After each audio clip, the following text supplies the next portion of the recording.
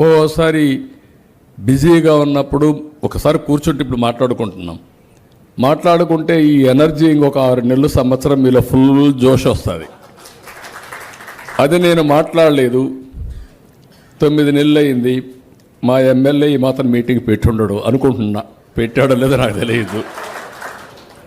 మా ఎంపీ రావాలంటే మా ఎమ్మెల్యే ఇద్దరు కలవాలి. మళ్ళీ జిల్లా పార్టీ అధ్యక్షుడు ఎప్పుడు వచ్చాడో నాకు తెలియదు ఇక్కడికి.